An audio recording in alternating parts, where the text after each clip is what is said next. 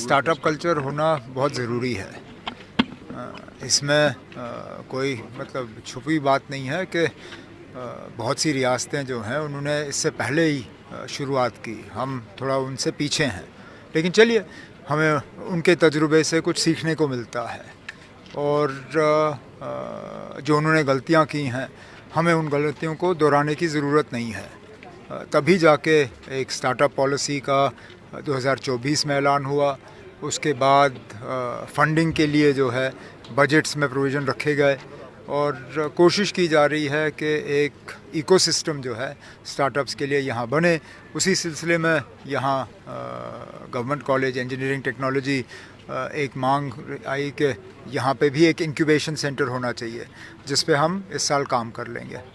Sir, जिस तरह अभी ट्रंप पे अटैक हुआ, किस तरह देखते हैं आप इसे?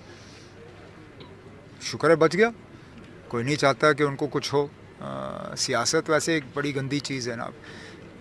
आपको जितने भी इख्तलाफात हों, ठीक है, ज़बानी उनको ज़ाहिर करिए, किसी को नुकसान पहुंचाना जो है ये कहीं पे भी जायज़ बात नहीं है। और इस तरह जानलेवा हमला जो है, जैसे मैंने कहा, शुक्र है बच गए। उम्मीद करता हूँ कि इस तरह के हमले किसी भी नेता पे ना ही हों।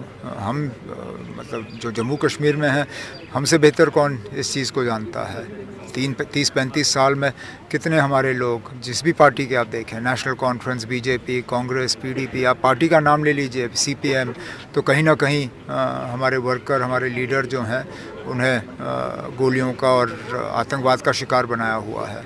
नहीं होना चाहिए। सर, यूएस प्रेसिडेंट ने अपने एनवॉइस की जो विजिट थी पाकिस्तान में ईरान टॉक्स को लेकर, वो भी कैंसिल की है। हाँ, उन्होंने ये कहा कि हम फ़ोन के ज़रिए कर सकते हैं। चलिए, अगर फ़ोन के ज़रिए हो, लेकिन होना चाहिए। तो चाहते हैं कि अमन दोबारा बहाल हो, ये जंग जो है ये हमेशा के लिए ख़त्म हो और ईरान को जो है अमन से रहने की इजाज़त मिले। अभी तक कोई ये हमें समझा नहीं पाया कि इस जंग की ज़रूरत क्यों पड़ी। लेकिन चलिए, जो हुआ आपने किया, गलत किया, लेकिन अब चलिए एक लास्टिंग पीस जो है वो ऑर्गेनाइज़ करिए। सर, 30 अप्रैल से जम्मू से श्रीनगर के लिए ट्रेन भी शुरू होने जा रही है, तो आपको लगता है कि टूरिज़्म सेक्टर इससे कितना बूस्ट होने वाला है? फ़र्क तो पड़ेगा, क्योंकि आपको याद होगा मैं बार बार ये कहता रहा कि अभी तक ट्रेन जो है उसकी कैपेसिटी बहुत कम रही है। सिर्फ 8 बोगी वाली ट्रेन जो है वो चल रही थी कटरा और श्रीनगर के बीच।